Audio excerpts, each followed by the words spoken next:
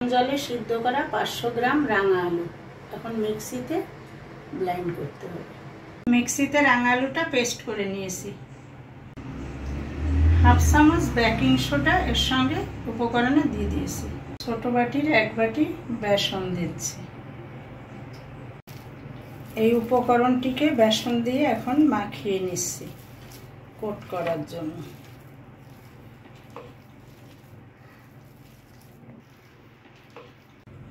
স্বাদ বাড়ানোর জন্য 2 চামচ আমল দুধ দিয়ে দিচ্ছি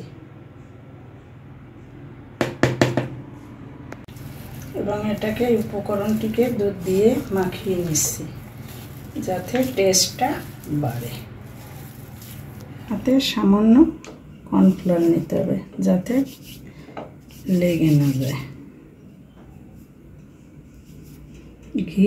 ঘিয়ের পরে একটু কর্নফ্লাওয়ার লাগিয়ে এটাকে কোট করতে হবে।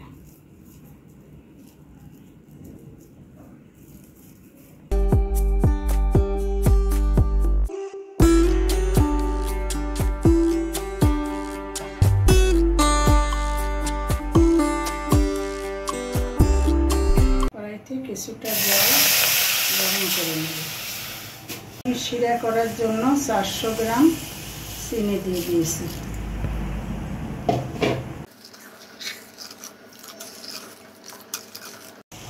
এখন এই শিরাটার মধ্যে 3টা এলাচ দিয়ে দিয়েছি গন্ধ আসার জন্য।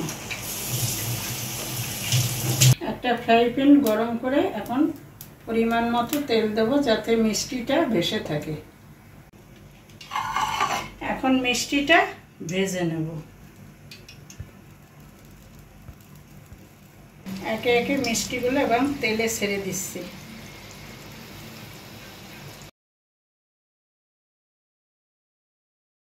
আমরা এখন মিষ্টিগুলোকে চিনির শিরায় দিয়ে দেবো।